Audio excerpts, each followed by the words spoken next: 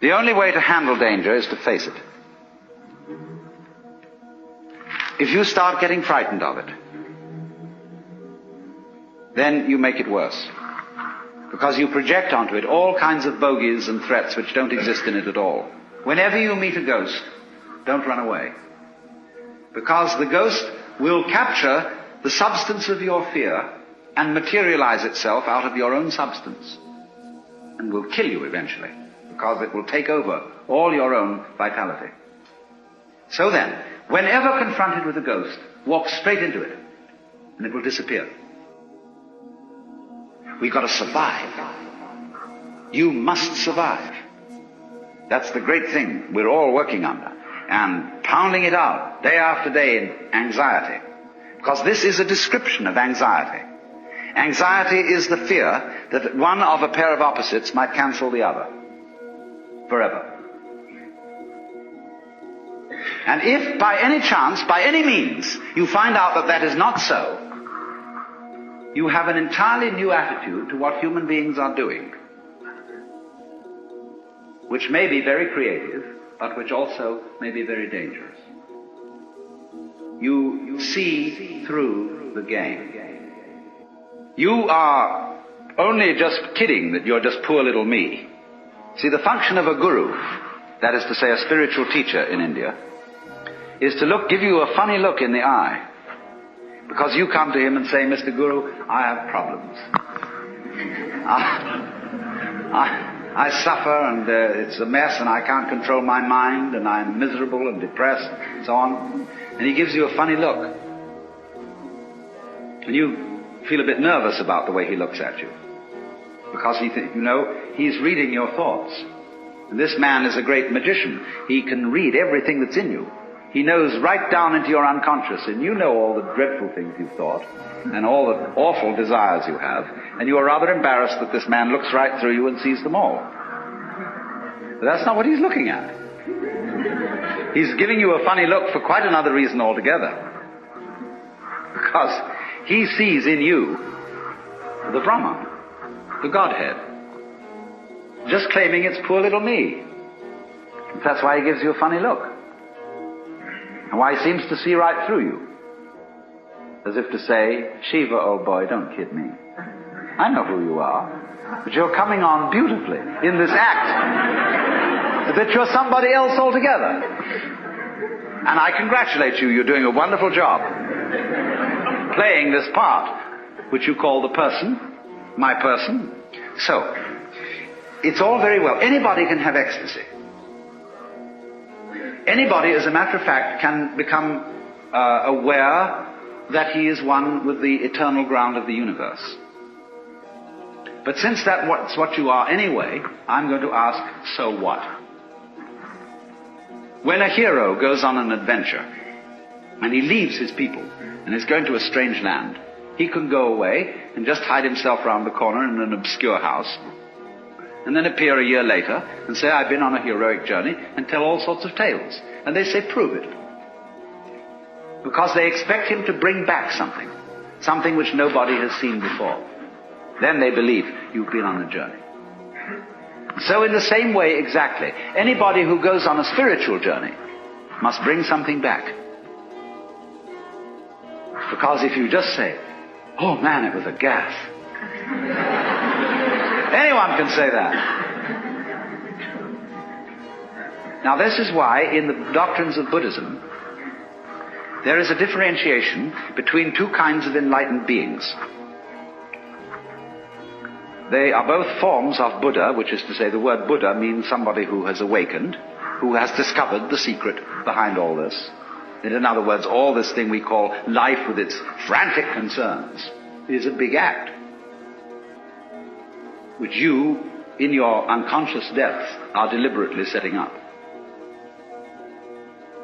So you can do one of two things when you discover this. You can become what's called a Pratyeka Buddha. That means a private Buddha, who doesn't tell anything. Or you can become a Bodhisattva. Pratyeka Buddha goes off into his ecstasy and never is seen again.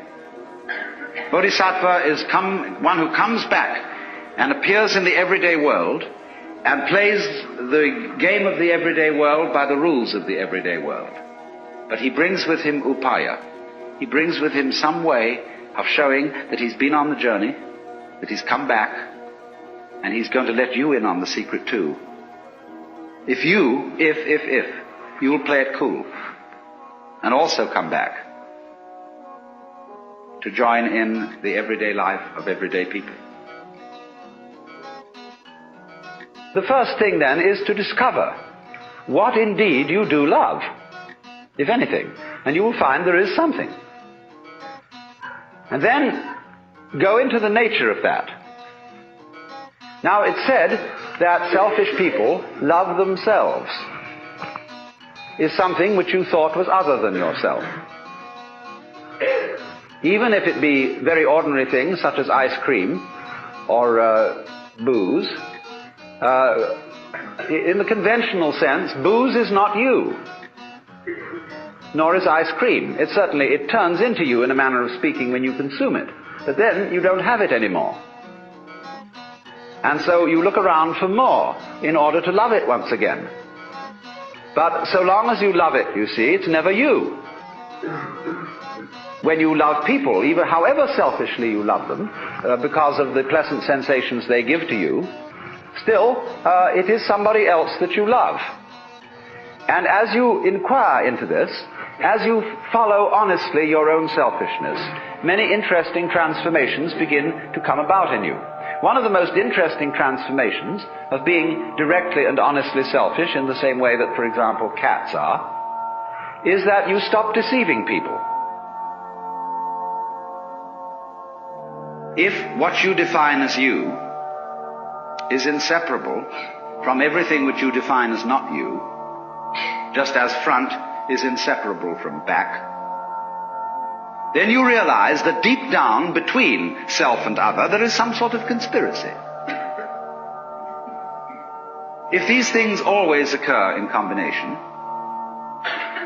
and look very different from each other and feel quite different, nevertheless the feeling of difference between them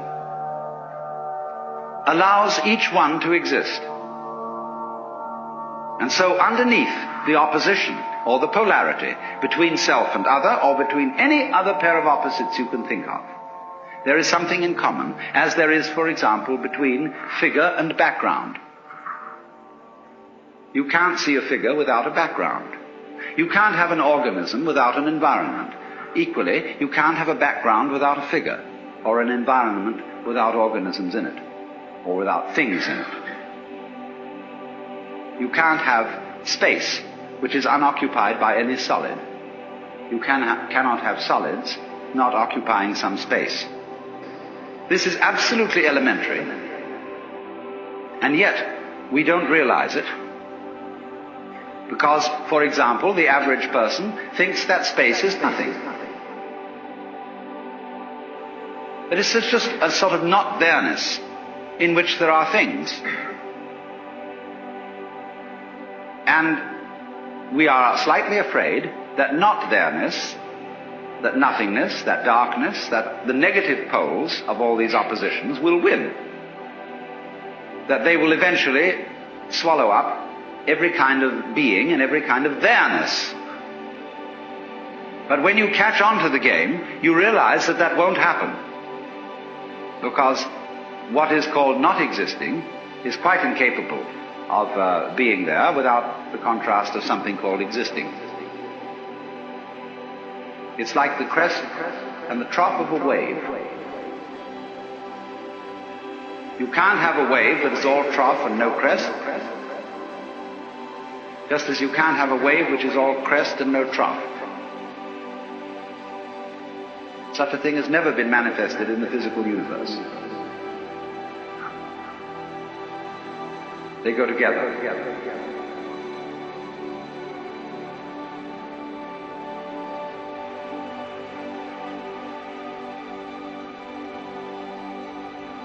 And that is the secret.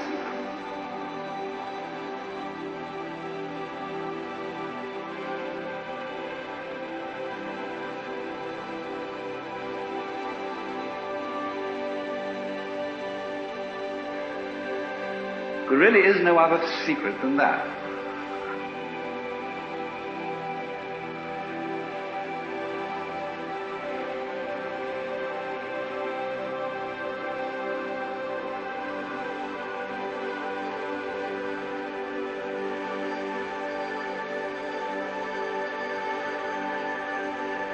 That is the secret.